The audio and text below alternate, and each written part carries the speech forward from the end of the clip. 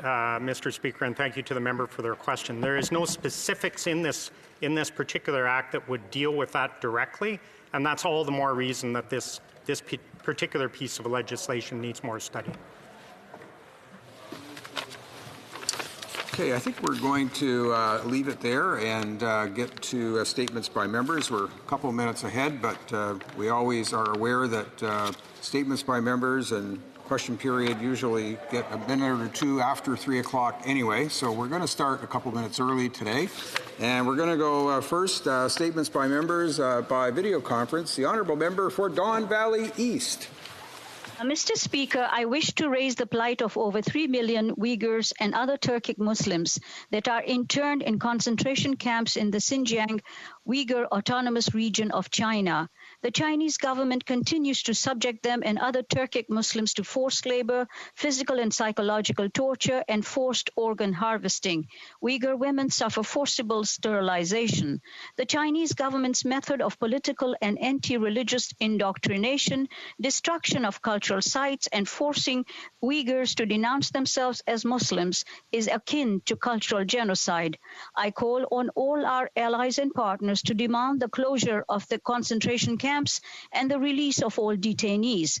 I urge the passage of Bill S-204, which will criminalize organ trafficking and make it a punishable offense for Canadians to partake in transplant tourism. Thank you, Mr. Speaker. The Honourable Member, again by video conference, the Honourable Member for Guelph. Thank you, Mr. Speaker.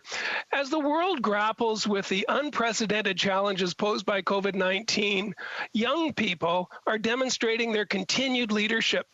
In my riding, one of those leaders is Owen Dirk. He's a grade 7 student from Sir Isaac Brock School who safely organized a neighborhood food drive this past weekend in support of the Guelph Food Bank. In just one day, Mr. Speaker, Owen and his family collected over 325 pounds of food that will help people in our community to overcome hunger during this holiday season. I want to thank Owen for the care and kindness that he has shown for others, and I encourage all Canadians who can to support their local food bank. Congratulations, Owen, and keep up the great work. Thank you, Mr. Speaker. The Honourable Member for Fort McMurray, Cold Lake. Mr. Speaker, I rise today to remember Edward Homniuk. Edward was a true pioneer of the Alberta oil sands. As an inventor, Edward played a significant role in developing a state-of-the-art technology crucial to separating waste from bitumen. This technology has helped shape the oil sand refining process, and Mr. Speaker, this process is still utilized today. Alberta oil sands is a cornerstone of the Canadian economy. Every year, they generate billions in revenue for the governments and create tens of thousands of jobs across our country. The oil produced is used to heat our homes, power our cars, and create products we use every single day. Like many others of his generation, Edward Homniuk's work was an integral part of getting our province and our country to where it is today. Thank you, Mr. Speaker. The Honourable Member for Sudbury. Merci, Monsieur le Président. Thank you very much, Mr. Speaker. All Canadians deserve a safe and affordable home, including my constituents of Sudbury, and that is why we are transforming a former RCMP building into affordable housing. Yesterday, the CMHC and the mayor announced that the federal government will pay more than $500,000 to build a community building that will provide affordable housing. I announced a $1.36 million investment in the Wayne Hampton House in Sudbury. Operated by Marshall Dams Canada, it provides affordable and supportive homes to at least 12 individuals with a moderate to severe brain injury. As we know, Canada's new rapid housing initiative will keep some of Canada's most vulnerable people and families safe, including many in Sudbury. That is why we will continue making historic investments in affordable housing across the country. Merci, Monsieur le Président. The Honourable Member for Shefford. Thank you very much, Mr. Speaker. Amidst this pandemic, tomorrow will be the launch of the 12 Days of Action to End Violence Against Women. Confinement has exacerbated the victims of domestic abuse. The Federation of Housing for Women has launched an appeal to men. The Federation is asking men to speak out at their workplaces, with their friends and family members, and in public to denounce unacceptable behavior and sexist and violent jokes. They're also asking men to sign the online manifesto for men who are allies in the fight against violence against women. And the director of the Federation, Manon Monastes, has said that it's important for men to model behavior for young men. And I ask people to wear the white ribbon, which is the universal symbol of this campaign. We always have to be open to action against violence against women. The honourable member for Orléans. No? The honourable member for Lethbridge. The Prime Minister has embarked on a campaign to reset our economic system. He parrots the language used by global elites, telling Canadians that he needs to use this pandemic in order to build back better. The problem with this radical agenda, however, is that it leaves Canadians in the lurch. Sadly, the criteria for the Prime Minister's better future is purposefully killing off industries that don't resonate with his reimagined, envisioned world. You see, supporting the Canadian energy sector won't get him into the suave parties held in Davos or a seat on the UN Security Council. So in his mind, the industry isn't worth investing in. As a proclaimed environmentalist, his anti-energy campaign is dumbfounding because Canada's oil and gas industry actually has some of the highest environmental standards in the world. Hear, hear. By restricting Canada's energy, he is indirectly boosting production in other countries where environmental protections don't exist and where human rights atrocities happen daily. The Prime Minister would rather have unethical blood oil shipped into our country rather than having ethically produced oil shipped out. If the Prime Minister truly wants to build back better for Canadians, he must change his tune and he must stop supporting this local industry. The honourable member for Willowdale. Exactly 1 year ago, thousands of Iranians exercised their fundamental right to peaceful protest following an abrupt increase in the price of fuel. These peaceful protests were met by a brutal government crackdown, leading to the death of over 300 innocent civilians and dozens upon dozens of arbitrary arrests. 2 months later, Flight 752, carrying 176 passengers and crew, was mercilessly shot down over the skies of Tehran by 2 missiles fired by the Iranian Revolutionary Guard Corps. This abhorrent pattern of behavior is further reflected in the unjust treatment of the iconic Nasrin Sotoudeh, the human rights lawyer, and the horrific execution of Naveed Afkari, a 27-year-old wrestling champion. These atrocities by the Iranian regime should not be ignored. No Iranian deserves to live amidst constant repression, day after day, week after week, and year after year. For all these reasons, I'd like to thank our government for sponsoring a resolution at the United Nations condemning the flagrant disregard for human rights by the Iranian regime. The international community should never look the other way. We must continue to hold the Iranian government to account and demand that it immediately end terrorizing its own people. Thank you, Mr. Speaker. The honourable member for Sackville Preston Chesapeake. Mr. Speaker, we know that the pandemic has hit the air industry hard, and we stand ready to deliver financial assistance and other supports. As the Minister of Transport has previously announced, our government is developing a package of assistance to Canadian airlines, airports, and the aerospace sector. However, I have heard from many constituents that has been negatively affected by airline refund policy related to COVID. Many are frustrated that they are stuck with vouchers for trips that they can't even take due to COVID.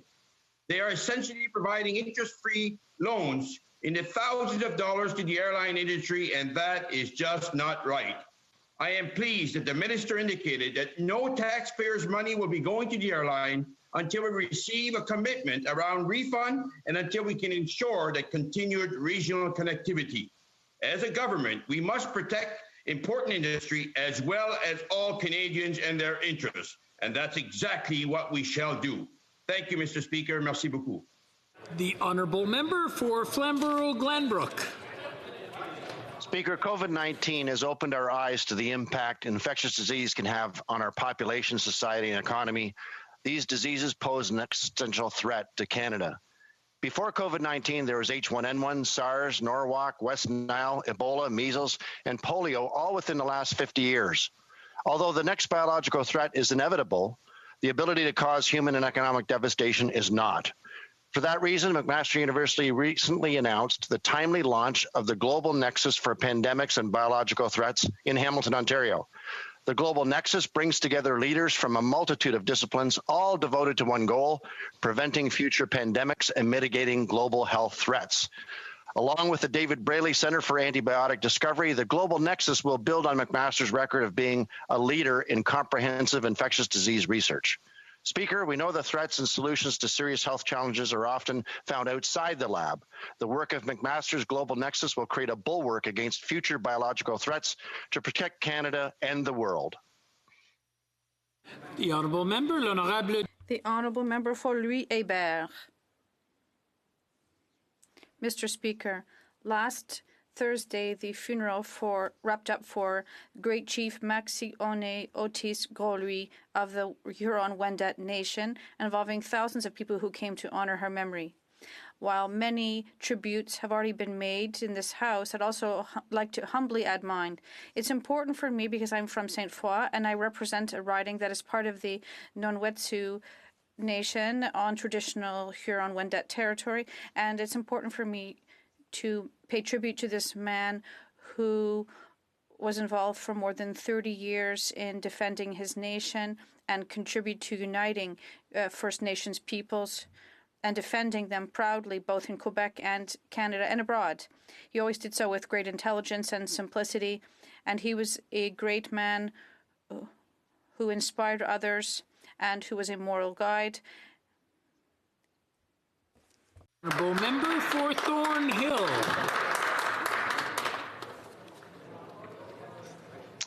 Mr. Speaker, Canada's ambassador to the United Nations rejected the preamble to the first resolution in this year's annual barrage of one-sided, prejudicial, anti-Israel resolutions sponsored by countries properly characterized as jackals of the world's body. But directed by this Liberal government, he voted for it. Canada's leading Jewish organizations had pleaded before the vote to withhold support for regimes focused not on peaceful pursuit of a two-state solution, but on demonizing and delegitimizing the state of Israel. The Deputy Prime Minister tried to justify the vote, proclaiming Canada will always stand with Israel, but she also suggested obliquely that Canada's side-taking was really a vote against populism, authoritarianism, and rights abuse. Really, Mr. Speaker, Canada breaks with long-standing policy again to vote against Israel to support a resolution sponsored by Venezuela, Syria, and North Korea.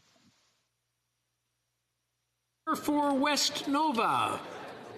Mr. Speaker, the small, beautiful fishing villages that dot the West Nova from Lower East Pubnico to Digby are getting ready to head back to the sea for the all-important District 34 lobster season.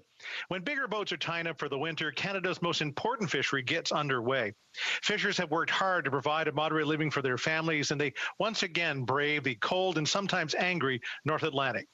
To add to the normal anxiety that a new season brings, these fishers find themselves in the middle of a fishing crisis created by the Minister of Fisheries and Oceans inaction. The crisis has taken disproportionate turns. Violence took the dialogue space and is still a constant threat between commercial and Indigenous fishermen. I flagged this very important and sensitive issue to the minister months ago so commercial and Indigenous fishers could continue to work together safely and with understanding. We are still waiting for answers, and the minister's lack of leadership is unacceptable and shameful.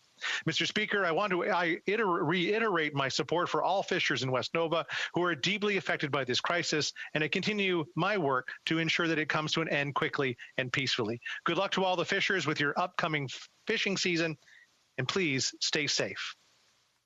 The honourable member for Edmonton Strathcona. Mr. Speaker, with COVID-19 rates skyrocketing, the stress on young people and recent graduates is incredible. They lost their summer employment, they have few job options, and those available are often low paying and put them at risk for COVID-19. Recent graduates from the University of Alberta, King's University, and the Northern Alberta Institute of Technology, all post-secondary institutions in my riding, are struggling to get by. By rushing to give almost $1 billion that was supposed to go to students to their well-connected friends, the Liberal government has left students and recent graduates in the lurch. At the urging of the NDP, the government implemented a moratorium on student loan repayments in the spring to give some relief to recent graduates. However, as of September 30th, the student loan moratorium ended despite Canada's descent into a second wave. Extending the interest-free moratorium on student loan repayments could be the difference recent graduates need to get through the winter. Canadians can count on New Democrats to fight for young people, pausing loan payments and getting rid of interest on student loans altogether. The Honourable Member for La Prairie. Today, hearings begin at the Appeals Court to challenge Bill 99 on Quebec's right to self-determination. The Bloc would like to reiterate that its right to self-determination is inalienable. We'd also like to reiterate that democracy is 50 plus 1% of votes. We'd also like to reiterate that the Quebec people is master of its own destiny and that its decisions are only made at the National Assembly and not here. We clearly denounce the federal government's participation in this attack on the freedom of choice of Quebecers, and we denounce the Canadian government participating in this overreach, which is similar to an authoritarian approach. We're once again denouncing that Quebec is taking the money of Quebec taxpayers to violate their fundamental rights. And I'd like to quote Robert Bourassa, who said that whatever we say or do, Quebec today and always will be a distinct and free society. Thompson Caribou. Mr. Speaker, history will judge this Prime Minister on his treatment of both female cabinet ministers and MPs during his tenure. It is easy to say the right words and throw the feminism label around, but it's actions that tell the story. It's now clear that an internal pattern of behaviour is extending into their approach to governing. Not only did the Liberals ignore the Wet'suwet'en elected chiefs when they negotiated the Memorandum of Understanding, but they completely disregarded the matrilineal coalition. These women simply wanted jobs for their people. They were stripped of their hereditary titles by male chiefs, who then gave the titles to men who opposed the GasLink project. This has forced them to go to the Canadian and BC Human Rights Tribunal. Disregarding these female leaders is unacceptable and cannot be allowed to stand. It's time for this Prime Minister to walk the talk and stop ignoring those that deserve to be at the negotiating table. Wow. The Honourable Member for Labrador. Thank you, Mr. Speaker. This past Sunday marked National Housing Day in Canada and a time to reflect on where we are in our mission to reduce homelessness and provide all Canadians a safe and affordable place to call home. Our Liberal government has invested across Canada to increase access and affordability to housing.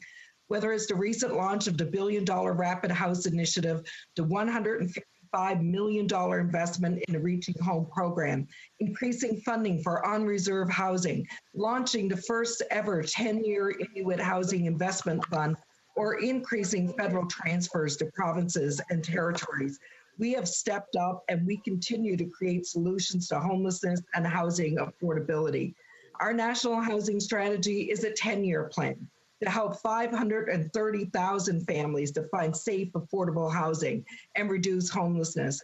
Mr. Speaker, reducing homelessness, providing Canadians with an affordable housing is a priority for our government, and we're going to continue to work hard to ensure that every Canadian has a safe and affordable place to call home. L'honorable député d'Orléans. The Honourable Member for Orleans. Thank you very much, Mr. Speaker. Diabetes Awareness Month, and I want to take this opportunity to highlight the importance of supporting Canadians living with diabetes. This month, I had the pleasure of meeting Reina, a young Orleans constituent with type 1 diabetes and delegate for the GDRF. I was quite impressed with her presentation as part of JDRF's awareness campaign and congratulate her for her commitment in helping those suffering from juvenile diabetes. As co-chair of the All-Party Caucus on Juvenile Diabetes, I support the work of JDRF Canada in partnership with CIHR. Their professionalism and stewardship led to many advancements, giving Canadians living with type 1 diabetes a better quality of life. This year, as we celebrate 100 years of insulin, thanks to Canadian scientists Banton and Best, we are reminded that insulin is no cure, and that only by supporting research can we get closer to eliminating juvenile diabetes. Merci. Now, before moving on, I just want to remind the honourable members that statements, SO31s, are 60 seconds long. I just want to remind everyone. I noticed they went over and they're good messages, so I didn't want to interrupt, but unfortunately we don't want to postpone question period because everybody's looking forward to it. Oral questions, question orale, the Honourable Leader of the Opposition. Mr. Speaker, this government always claims to stand with our longtime ally, Israel, until it matters. Once again, the Liberals voted against Israel at the United Nations. When asked to explain their vote, the Deputy Prime Minister compared Israel to authoritarian regimes. Will the Prime Minister demand an apology for the Deputy Prime Minister's insult of an ally of Canada? The Honourable Minister. Mr. Speaker, Canada is a strong ally and close friend of Israel. We're committed to the goal of a lasting peace in the Middle East, including the creation of a Palestinian state peacefully side by side with Israel. We're consistent with the Canadian position long held by governments of all political stripes. Canada's vote was a reflection of our long-standing commitment to the right of self-determination for both the Palestinian people and for Israelis. Leader of the Opposition. Mr. Speaker, this Prime Minister is consistent in disappointing our allies. They voted against Israel, the only democracy in the Middle East. Even Michael Levitt, who was a Liberal MP just weeks ago, criticized the vote and said that it demonizes Israel. Maybe that's why he left this chamber, Mr. Speaker. Now Mr. Levitt's former colleagues are comparing Israel to an authoritarian regime. Will the Prime Minister take this opportunity to publicly disavow the comments from the Deputy Prime Minister? A right honourable Prime Minister. Mr. Speaker, as a government, we have consistently stood up in support of Israel, in defense of our friend and ally, and will continue to. We have stood up consistently against the illegitimate singling out of Israel through one-sided votes at the United Nations. We've continued to do that, but we also recognize the right of Palestinian self-determination, which is something we recognized in that recent vote, while at the same time opposing the broad efforts to single out and delegitimize Israel. The Honourable Leader of the Opposition. Mr. Speaker, the Prime Minister told the House that Canadians would be the first in line to receive the vaccine. Today, he admitted we're going to be behind many countries, including the United States, the United Kingdom, Germany. Reuters is even reporting that Mexico will receive a vaccine before Canadians. How many more months will it take to flatten the curve because this Prime Minister has been unable to rapidly secure a vaccine? Right Honourable Prime Minister. Mr. Speaker, the Honourable Leader of the Opposition might not have been following this too closely, but Canada is actually being lauded as one of the countries that has achieved the best and largest portfolio of vaccines, of potential vaccines for its citizens, because we know that we are not certain yet which vaccines from which companies are going to be most effective, are going to arrive first. So Canada stepped up and has secured millions of doses of vaccines for Canadians that will be arriving in the coming months. We're going to continue to ensure that Canadians get the protection they need so we can get through this pandemic together. The Honourable Leader of the Opposition. Mr. Speaker, for weeks, Conservatives have been sounding the alarm that this government has put us at the end of the line for vaccines. Today, the Prime Minister admitted that Canada's behind the US, the UK, Germany, and others. How much longer will Canadians have to wait? Because this government has put us at the end of the lineup. The Right Honourable Prime Minister. On the contrary, Mr. Speaker, since the very beginning, we've been negotiating and signing contracts with a record number of companies that produce vaccines because we knew that we had to make sure Canadians would have access to millions of vaccine doses. When you don't know exactly which company is going to produce which vaccine and how quickly and in the most effective way. So we secured one of the best vaccine portfolios in the world. And as I said, we will be able to deliver vaccines to Canadians in early 2021. The Honourable Leader of the Opposition. Mr. Speaker, on September 30th, the Prime Minister promised here in the House that Canada would be the first country to get a vaccine. 2 months later, he admits that he was wrong. We do not have priority access to vaccines. We're still at the end of the line. Americans will get a vaccine in a few weeks. When will Canadians get theirs? The Right Honourable Prime Minister. Mr. Speaker, I fully understand why Canadians want to know when vaccines will arrive, because we're all anxious to get through this pandemic. That's why it's so important to keep distancing. That's why the federal government is working with the provinces so that they can impose restrictions that will help flatten the curve. And that is why Canada has secured access to more vaccines than any other country on a per capita basis, because we've shown that we are able to manage this crisis to help Canadians. The Honourable Member for Belleuil-Chambly. Mr. Speaker, none of the Prime Minister's answers to my esteemed colleagues were even remotely legit. Canadians and Quebecers won't get vaccines as early as most other Western democracies. Period. That's a fact. The health of thousands of people is at stake. We will have to wait extra weeks, and the Prime Minister has been coming up with excuses for what is inexcusable. Will the Prime Minister correct his mistake and enter into negotiations to get vaccines for Canadians and Quebecers at the same time as Americans, Germans, and the British? The Honourable Prime Minister.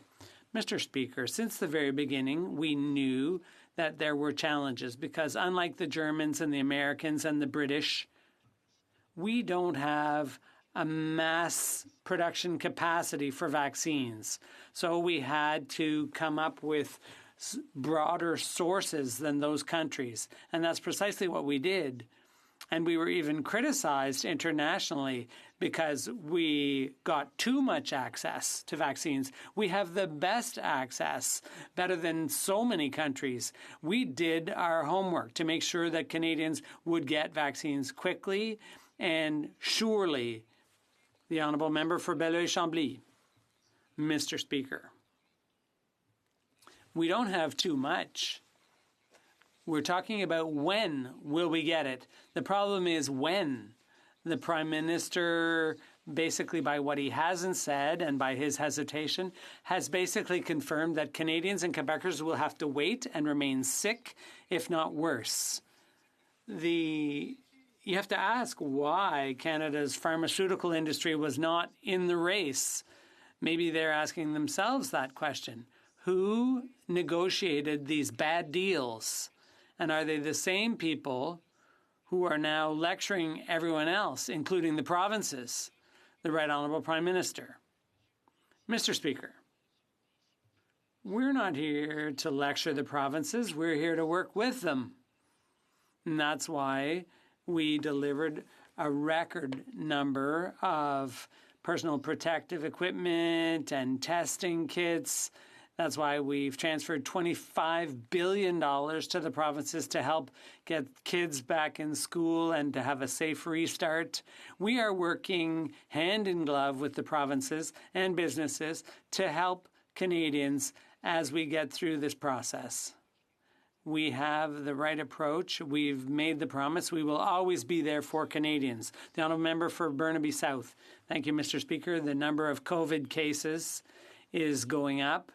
People are afraid for their families, for their own health. The U.S. and England have announced a plan to deliver vaccine as early as next week. Why is the Prime Minister forcing Canadians to wait? What's the game plan here in Canada? When will we have a vaccine in Canada? The Right Honourable Prime Minister. Mr. Speaker, as I said, we have secured access to a record number of vaccines all across the world. We have the best vaccine portfolio in the world, and we have secured hundreds of millions of doses.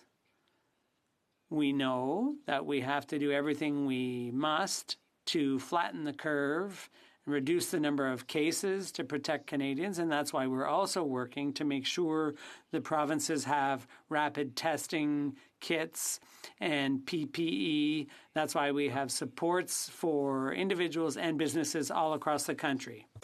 Mr. Speaker, COVID-19 cases are on the rise. People across the country are afraid. Communities are afraid. Communities like Nunavut, where under-resourcing puts people at an extreme risk. The United States and England have announced plans to roll out vaccines as early as next week. But what's the plan in Canada? Can the Prime Minister let Canadians know what the plan is? When will Canada receive the vaccine? The Right Honourable Prime Minister. Mr. Speaker, as the member opposite well knows, Canada has successfully signed contracts to have the best portfolio of potential vaccines of any of our peer countries around the world. We've done this to ensure that Canadians have access to a vaccine regardless of which vaccine companies land first, which vaccine companies have the best vaccine. We needed to make sure that Canadians would have access to these vaccines, and that's exactly what we've done. We're working with partners, including in the provinces and territories, to ensure that vaccine distribution will be rapid and seamless. And as I've said a number of times before, the vaccine will be entirely free. The Honourable Member for Portage-Lisker. Mr. Speaker, last week the House of Commons passed our Conservative motion asking the government for a robust plan to, amongst other things, combat Communist China's growing foreign operations here in Canada and its increasing intimidation of Canadians. The Liberals are clearly scared and intimidated by the CCP, and they voted against it. Yesterday, when we asked the Foreign Affairs Minister to say if he will respect the democratic will of Parliament, he gave no answer. So I'm going to ask the Prime Minister, will he show some intestinal fortitude and after 5 years present a plan to deal with the threat of the Chinese Communist Party? The Honourable Minister of Foreign Affairs. Speaker, I'd like to thank the member for the important question. I think when it comes to foreign policy, Mr. Speaker, there should be much in terms of political debate. What I've answered yesterday, more than 2 hours of questions, more than any minister I've ever answered questions on China, Mr. Speaker. Our policy is very simple. It's to be firm and smart. That's what we've said. That's what we've done, Mr. Speaker, when it comes to the release of Michael Koving and Spavor and obtaining consular access for them. That's what we did, firm and smart, when it came to Hong Kong, Mr. Speaker, standing up for the freedoms and liberties of the people of Hong Kong. And I would say if you speak to them, the leader of opposition, you would see that Canada was at the forefront of defending the freedoms of liberty with the people of Hong Kong. The Honourable Member for Portage-Lisker. Well, speaking of yesterday, to add insult to injury, the Foreign Affairs Minister said that Canadians who feel intimidated or threatened by bad CCP actors should simply call their local police. Mr. Speaker, call their local police. Now, at the very same time, right now, there are 19 public servants working to help Bill Morneau get his OECD soft landing seat. But the Liberals refuse to put any effort, resources, or political capital into protecting Canadians who are threatened by the CCP. Why is this Prime Minister so afraid to stand up to the communist government in China? Honourable Minister. Mr. Speaker, again, I would think that the member, you should just look at the international community, Mr. Speaker, and you see Canada as being at the forefront of the response when it came to the Uyghur, when it comes to Hong Kong, when it comes to standing up, being firm and smart. That's what Canadians at home want us, Mr. Speaker, to do. And when she asked with respect to Canadians leading or wanting to lead international organization, Mr. Speaker, we should all be proud that Canadians are putting themselves forward to lead international organization. We're doing everything in accordance with Treasury Board's guideline and in accordance with precedents that have been set by this government when they want Canadians to sit on the boards of international organizations. Hear, hear. Member for Port Zisker. Well, we can see exactly where these Liberals' priorities are, and it's to help their friends get soft landings. When over 300,000 Canadians in Hong Kong were threatened by the Chinese ambassador, the Prime Minister said and did nothing. And yesterday, the Foreign Affairs Minister suggested to these Canadians at home and abroad, listen to yourself, call your local police. Not only is this outrageous, it's cowardly. Instead of assigning 19 bureaucrats to work on Bill Morneau's OECD seat, will the Prime Minister get his priorities straight and take real action to protect Canadians at home and abroad from Communist China? The Honourable Minister. Mr. Speaker, let me set the record straight for Canadians who are watching at home. Canada was the first country in the world to suspend extradition treaty, Mr. Speaker, with Hong Kong. That is leadership. That is Canada. That's being firm and smart, Mr. Speaker. That's what Canadians watching at home want from this government and from all parliamentarians when it comes to foreign policy, Mr. Speaker. We have no lessons to take from the Conservatives. We will be firm. We will be smart. That's what Canadians expect from us. The Honourable Member for Calgary Nose Hill.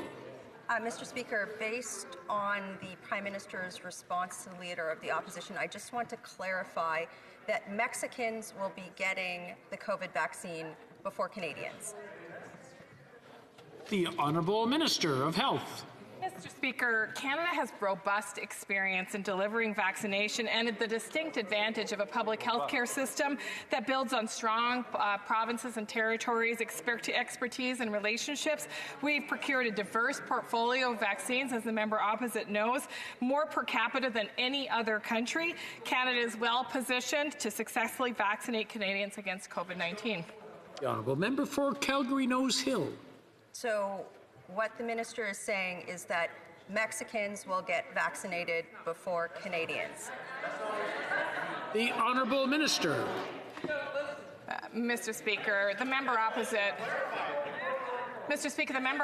is putting words in my mouth. In fact, what I'm saying is that Canada is a world leader in vaccination. In fact, have delivered massive vaccination campaigns before, and building on that expertise and leadership, Mr. Speaker, working with provinces and territories, we are very confident that we will be able to deliver COVID-19 vaccines to Canadians. In fact, we have the most diverse portfolio of the world. In fact, we have options for more per capita than any other country in the world. The Honourable Member for Calgary Nose Hill. So Reuters reported today that Mexicans will be vaccinated in December. The Prime Minister can't give a date for when Canadians will be vaccinated. So if she won't answer that question, what about this? The Procurement Minister says that Mexicans will be vaccinated before Canadians because the Health Minister can't get her department together on approvals. But then the Prime Minister is saying that it's actually the Procurement Minister because she didn't negotiate contracts that allowed for domestic manufacturing capacity. So what's the reason why Mexicans will be vaccinated before Canadians? Honourable Minister.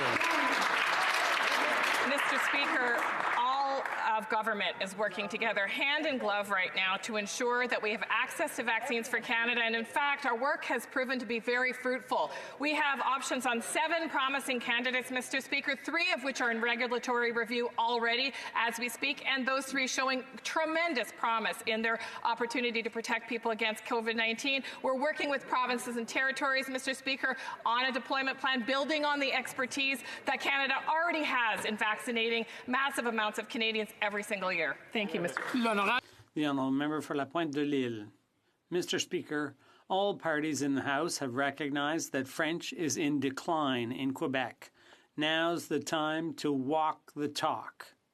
This morning, the Bloc Québécois tabled Bill C-254 to bring federally regulated businesses under Bill 101. This is a request from the Government of Quebec that has strong support in the National Assembly. Now that this government has acknowledged that French is in decline, will they listen to Quebec and support our bill? The Honourable Minister of Official Languages. Thank you, Mr. Speaker. I'd like to reassure my colleague I've already had some discussions with my counterpart in Quebec quite recently, my colleague Simon Joly-Barrette, and we share a common goal, and that is to protect the French fact in Quebec. At the same time, this has to be done with full respect for the Anglophone minority. So under the circumstances, we are going to respect provincial jurisdiction and they're going to respect ours, because the federal government must also keep in mind that we have to protect the million francophones outside Quebec. The honourable member for La Pointe de l'Île. Mr. Speaker, the Prime Minister stated that he supported Bill 101. Now he should prove it. This isn't the first time there's been talk of bringing federally regulated businesses under Bill 101. This is a long-standing request from Quebec and a desire of its current government. We put everyone on notice that we would be tabling legislation to this end. Will the government quit dithering and state whether they'll be voting for or against our bill? The Honourable Minister. Mr. Speaker, one wonders why the Bloc Québécois is trying to squabble at all costs when in fact we agree on the need to protect French. And we can work together on protecting the French fact. So what I would say to my colleague is, let's work together. We are reaching out to you. I think we can together make important strides in protecting French. The honourable member for Chicoutimi-Le-Fjord. Mr. Speaker, the Minister of Official Languages would have Canadians believe that French is important. But can she explain to me then why her Liberal colleagues are filibustering and paralyzing the Official Languages Committee? That's preventing us from tabling a motion which would allow the minister to table legislation on modernizing the Official Languages Act before Christmas. Does that mean that the bill still isn't ready, even though it's been promised for 5 years? The Honourable Minister. Thank you, Mr. Speaker, and I'd like to remind my colleague of a few facts. I think he's new on this file. I think he's just shown some interest. So for the first time in our history, we have recognized in the throne speech the need to protect French, because French is a minority language in Canada, and we are the first government to recognize that more needs to be done to protect the French language. Under the circumstances, we will be modernizing the Official Languages Act, but we're also we're waiting to see what the Conservatives have to offer, because obviously they have no credibility when it comes to defending French. Now, I'm a member for Chicoutimi-Le-Fjord. Mr. Speaker, there have been 5 meetings where the Official Languages Committee has been paralyzed. We haven't been able to table a motion. The Senate and the Official Languages Commissioner and stakeholders are all in agreement that the Act needs to be modernized. What is holding the minister up? Why won't she table her bill before Christmas? Thank you, Mr. Speaker. Committees are independent, and I would encourage my colleagues to work together on committees on this important matter of official languages. But one thing is clear. We have a shared goal to do more, a shared desire and willingness to do more, to look at what we can do to stem this decline of French in Canada. We can speak French today, but we want to make sure we can speak it for generations to come. So I'd be happy to work together on this issue. The honourable member for Richmond-Athabasca.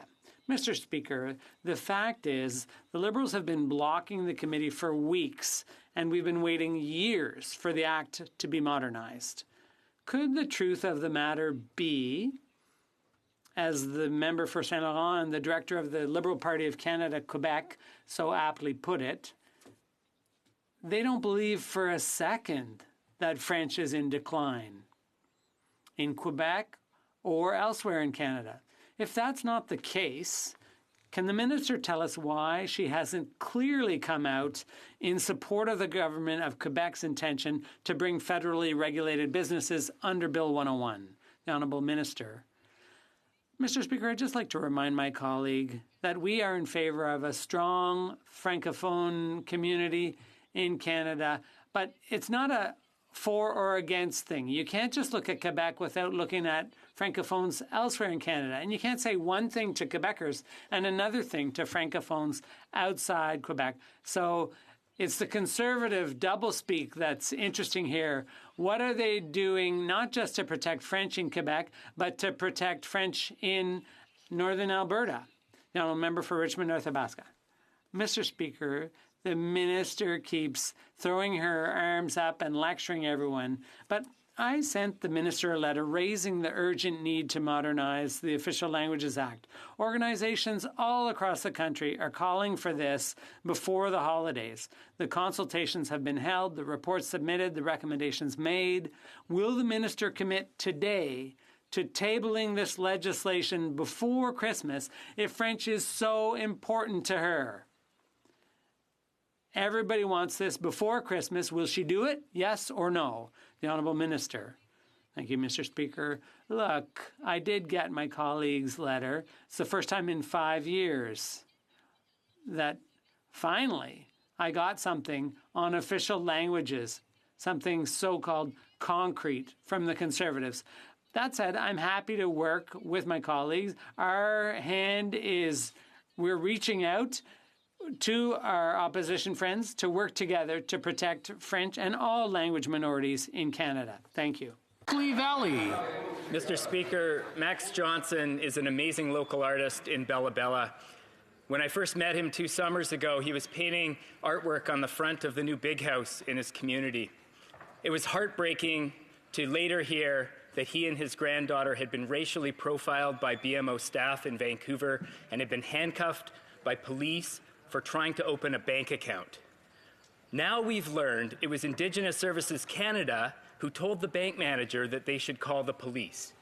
Will this minister apologize and inform this House of the steps he's taken to investigate this situation and ensure that it never happens again? The Honourable Minister of Indigenous Services. And indeed, Mr. Speaker, incidents like these should never happen again. The incident in question was exceedingly alarming. I would invite the member opposite to review, and indeed all Canadians to review the 911 transcript.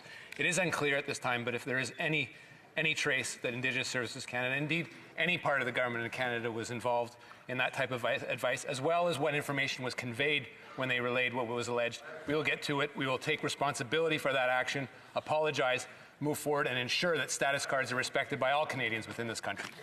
The Honourable Member for Windsor West. Mr. Speaker, the airport in Windsor has become a success story after 20 years of investment by the municipality. But now the privatized NAV Canada is threatening the public achievement and safety record by putting Windsor in a study to remove the air traffic control tower, making it an uncontrolled airport. An uncontrolled airport would eliminate commercial passenger air travel and create significant safety problems for cargo and private planes due to complex airspace that have 5 airports in the area, including public, private, U.S. National Guard, and U.S. Coast Guard. Will the Minister of Transport stop this nonsense that is threatening jobs, business, investments, and public safety? Minister. Mr. Speaker, let me be very clear that there will never be compromise with respect to the safety of air passengers. As we know, the number of passengers has dramatically reduced by about 90%, and that includes many less aircraft in the air at the moment. NAVCAN, which is our air traffic controller, is examining that situation. It has an enviable safety record, and it is reviewing certain requirements with respect to service needs. Let me just be very clear, the Transport Canada will work with NAVCAN to ensure that safety remains uppermost for all Canadians. The Honourable Member for Surrey Centre. Mr. Speaker, members of the Filipino community in my riding of Surrey Centre and in communities across the country are extremely concerned and worried about the loved ones after 2 typhoons hit the Philippines this month. Super Typhoon Goni hit the Bicol region in early November, leaving dead, injured, and displaced. In its wake, Goni was followed by Typhoon Vamco, whose destructive winds and torrential rainfall triggered extensive flooding in several areas, including Metro Manila. Can the Minister of International Development inform members of the Filipino community how our government has responded to these tragedies? Minister. I'd like to thank my colleague from Surrey Centre for raising this important issue and for his tireless advocacy for the communities in his riding. Our government has responded to both typhoons Goni and Vamco through Canada's Emergency Disaster Assistance Fund by providing the Canadian Red Cross with $240,000 for relief operations and to help meet the emergency health, shelter, water, sanitation, and hygiene needs, as well as focusing on disaster risk reduction, community engagement, protection, and gender inclusion services.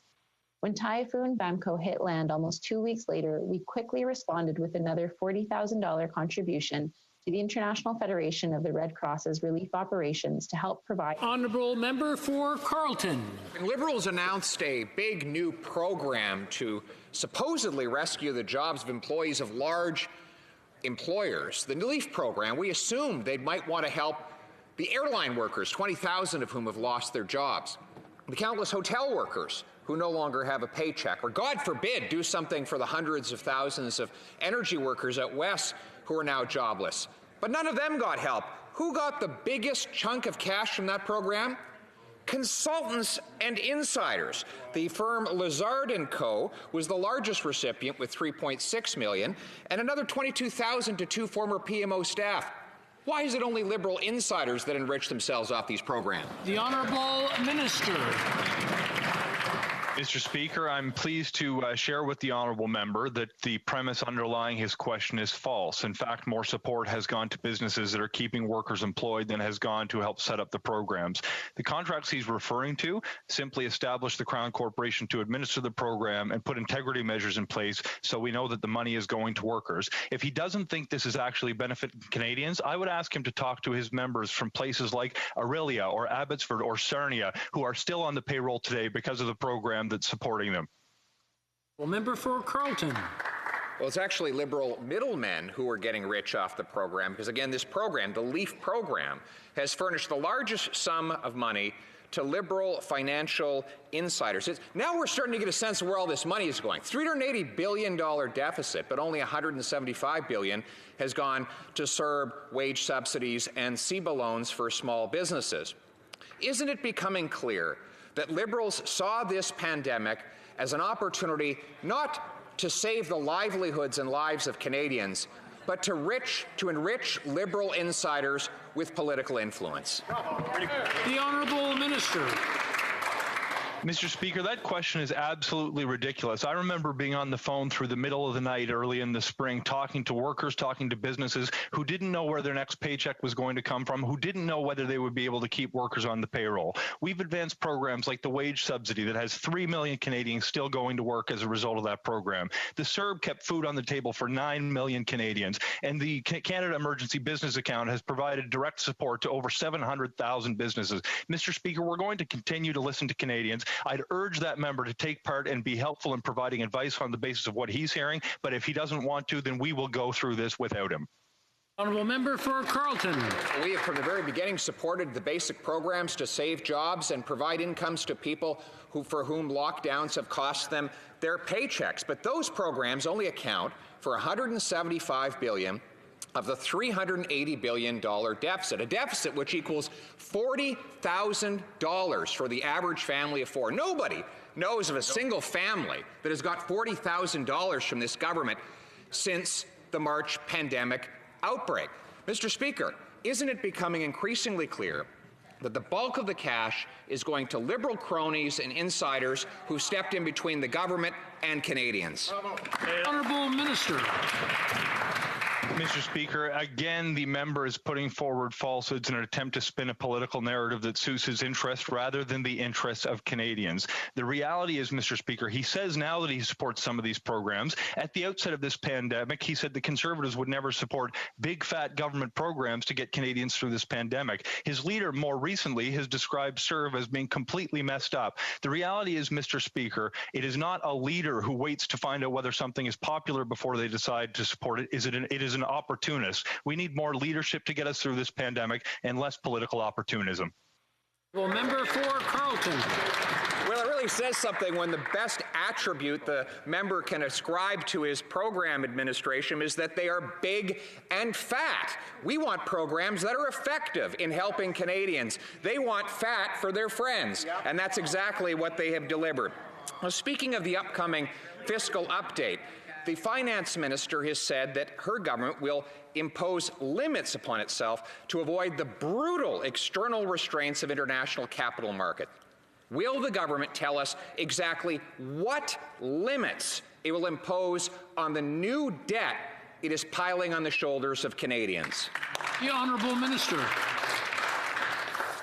Mr. Speaker, it was Oscar Wilde described a cynic as someone who knows the price of everything and the value of nothing. We value on this side of the House keeping food on the table for 9 million Canadian households. We value keeping 3 million Canadian workers on the payroll. We value supporting over 700,000 Canadian businesses to help them keep the lights on. Mr. Speaker, I look forward to November 30th when the Minister will present the fall economic statement to this House to identify for Canadians how we'll continue to support them to get them through this pandemic and ensure that the recovery is inclusive and prosperous and sustainable for all.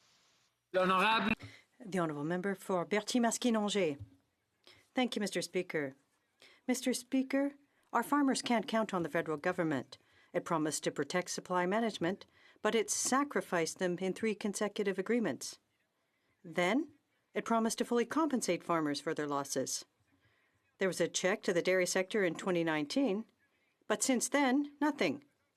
The government is presenting its economic update on Monday. Will it reveal the details of compensation for all supply-managed producers and processors? And, more importantly, this time, will it budget money for now and the years to come? The Honourable Minister of Agriculture. Thank you, Mr. Speaker. And I assure you that the supply-managed system is something we fully understand and we defend. We defended it against Donald Trump, who wanted to dismantle it. Last summer and in 2019, we announced $175 million for our dairy producers. We paid out over a year ago a first amount of $340 million to 11,000 producers, and we will keep our promises, Mr. Speaker. The Honourable Member for Berthier-Masquinongé. Mr. Speaker, we want the details. We want a time frame. Our farmers can't rely on the federal government. That's why we need ironclad protection for supply management so it never again is used as a bargaining chip in trade agreements. The Bloc has tabled a bill to prevent any future concessions for supply management. The Union of Agriculture Producers came out today to ask all parties to vote in favor of the bill. Will the Liberal government heed the producers' call and support our bill? The Honourable Minister. Thank you, Mr. Speaker. Once again, the supply management system is very important for the vitality of the regions and for our farms. We defended it against Donald Trump, who wanted to dismantle it.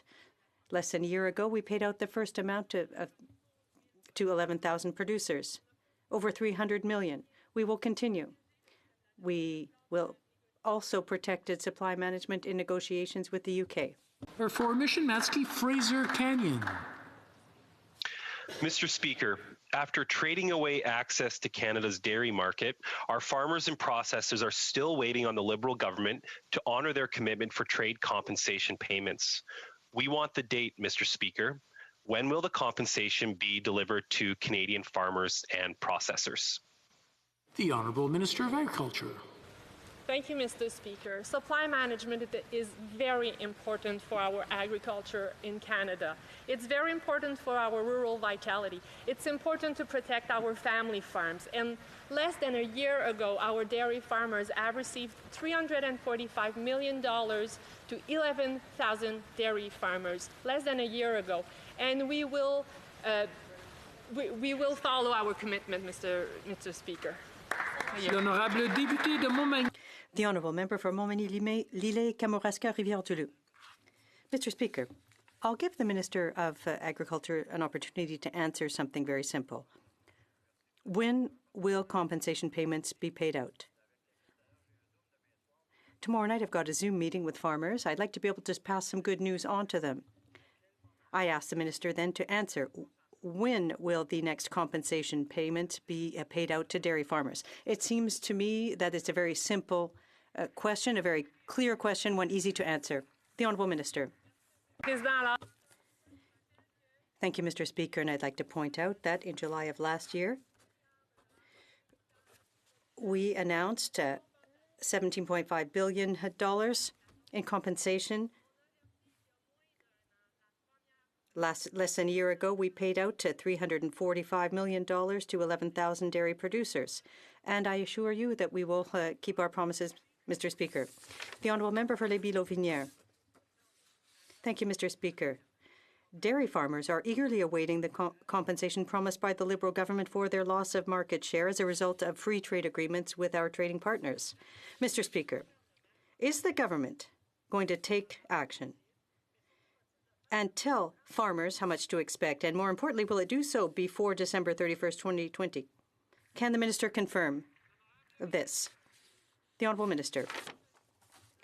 Thank you, Mr. Speaker.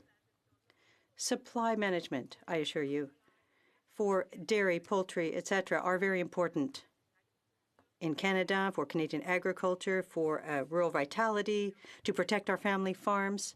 And that is why we are protecting the system. And that's why we committed to protecting it, to compensating our producers and processors following the signing of certain agreements. Less than a year ago, we paid out the initial amount. And I assure you, Mr. Speaker, we will honour our commitment. Member for Cape Breton-Canso.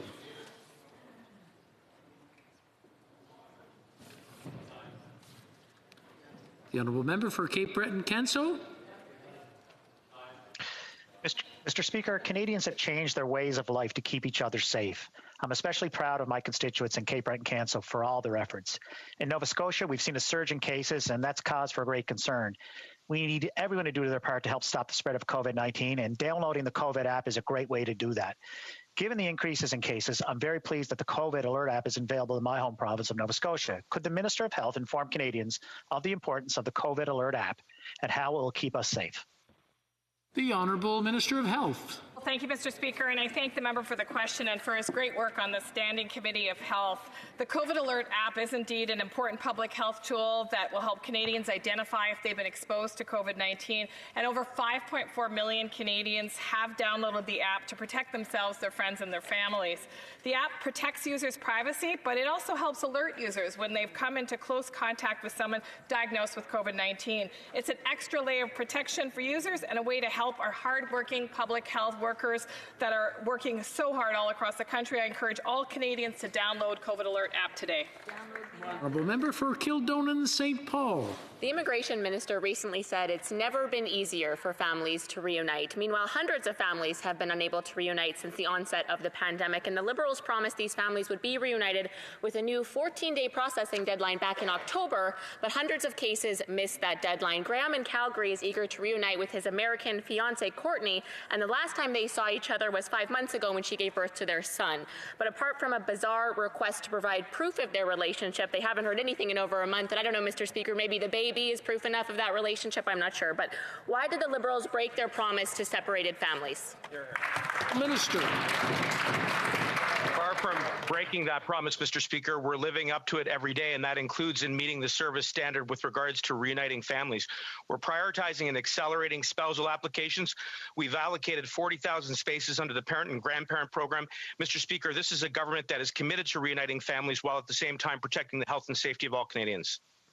The honourable member for Barrie Springwater, Oro-Medonte. Speaker, millions of Canadians don't have access to reliable high-speed internet. Due to the lack of service, thousands of residents in Barrie Springwater, Oro-Medonte can't work, learn, or connect with loved ones during this pandemic. Rural Canadians feel like they are intentionally being left behind. The Universal Broadband Fund was announced in March 2019. In June, we were promised help was on the way. 150 days later, finally, applications are open. How can the residents in my riding be assured this will, at long last, result in real change for underserviced communities? Honourable Minister. Mr. Speaker, because of our government's investments, tens of thousands of households over the next month will be connected to this essential service because of the Universal Broadband Fund and everybody who works so hard to develop the program. Canadians like those in my honourable colleagues' community can reach out to us, can figure out which program works best for them. Is it the rapid response stream? Is it the core stream? Whatever supports that they need, Mr. Speaker, we're here to support them. If my colleague wants to reach out to my team, that would be a good first step. We're here to help. Honourable member for Sherwood Park Fort, Saskatchewan. Well, Mr. Speaker, experts and leaders from the disability community have been overwhelming in their call for reasonable amendments to Bill C-7. Leave in place the 10-day waiting period, which can already be waived. Ensure that people will actually be consulted on the requested date and still be free to withdraw consent and change their mind. Ensure that people don't have death pushed on them by someone else. These are reasonable, modest amendments that support autonomy while protecting the vulnerable. So why won't the government support these reasonable amendments? The Honourable Minister. Mr. Speaker, I thank the honourable member for his question. Medical assistance in dying is a complex, difficult issue, and it's deeply personal. Canadians have diverse and evolving views, and we took care, Mr. Speaker, to consult with Canadians across Canada. There were over 300,000 participants in our online survey, as well as roundtables from coast to coast to coast. Mr. Speaker, what we heard about the 10-day waiting period was univocal. It caused suffering in people. It caused people not to take their pain medication in order to be capable of maintaining that final consent. And Mr. Speaker, their decision was made before that 10-day period started. So we're removing it. L'honorable député. The Honourable Member for Dorval-Lachine-LaSalle. Thank you, Mr. Speaker. Energy efficiency is one of the fastest and most cost-effective ways of meeting our climate change commitments. It's also a great way to reduce energy costs for Canadians. In Budget 2019, our government invested an additional $950 million in the Green Municipal Fund. Could the Parliamentary Secretary tell us how energy efficiency helps our economy, our environment, and all Canadians? Thank you, Mr. Speaker. The Honourable Parliamentary Secretary. Thank you, Mr. Speaker, and I'd like to thank the member for Dorval-Lachine-LaSalle for her hard work. Energy efficiency is the hidden fuel. It's good for climate, it's good for our wallets, it's good for job creation. And since it was created some 20 years ago, the Green Municipal Fund has created 1,360 projects, prevented many megatons of emissions. And this is very important. I would like to invite all members to read the GMF annual report and to report to Parliament, tabled in the House. Thank you, Mr. Speaker. Member for North Island, Powell River. Mr. Speaker, Veterans Affairs Canada began calling veterans last week who were eligible and already receiving the diminished earning capacity and telling them that they suddenly were not eligible. Injured veterans rely on this benefit to support their families, but VAC only gave them days to prove their continued eligibility or lose their income. If the government has lost proof of eligibility for any program, that is their problem. Now we're going into the holidays. Can the minister commit to fixing this and not asking our veterans to prove their eligibility again? Honourable Minister. Thank you very much, Mr. Speaker, and I appreciate my honourable colleague's question, and I know she cares. I can assure you I will look into this situation and address it promptly. Make sure that the veterans receive the benefits they should receive in a timely manner, and that is what we will do. Thank you, Mr. Speaker. The Honourable Member for Nanaimo, Ladysmith. Thank you, Mr. Speaker. Both Liberal and Conservative governments have negotiated trade deals that fail to uphold Canadian values and protect Canadian interests. These deals have deepened our trade relations with anti-democratic regimes, with countries where freedom of speech is stifled and journalists are jailed. We sell arms to countries with horrendous track records on human rights. Will this government learn from past mistakes like the disastrous Canada-China FIPA and prioritize environmental, democratic, and human rights standards in our trade relations? Honourable Minister. Mr. Speaker, we all agree that trade needs to represent the values and the interests of Canadians, and let me be clear about what those values are. We believe human rights are at the very core of our international policy. We believe the economy and the environment can go hand in hand and are mutually beneficial. We believe that everyone should benefit from trade, including women, LGBTQ2 businesses, and Indigenous peoples. I can assure my honourable colleague and all Canadians that our trade policy will always be motivated by what is in the interests of Canadians, Mr. Speaker. That's all the time we have for today. C'est tout le temps que nous avons. We have a number of points of order. Nous allons commencer avec un rappel. We will begin with a point of order. The member for Salaberry-sur-Roi. Thank you, Mr. Speaker. During the period for member statements, the members for Orléans and another member were not properly wearing their headsets, so the interpretation could not do a proper job. So I would ask you to remind all members to please properly wear their headsets so everyone can benefit from what's being said in both official languages. I would like to remind all members that when you are not in the chamber, you've been sent a headset with a boom mic, and it's very important that you wear it properly for two reasons. One, so that people within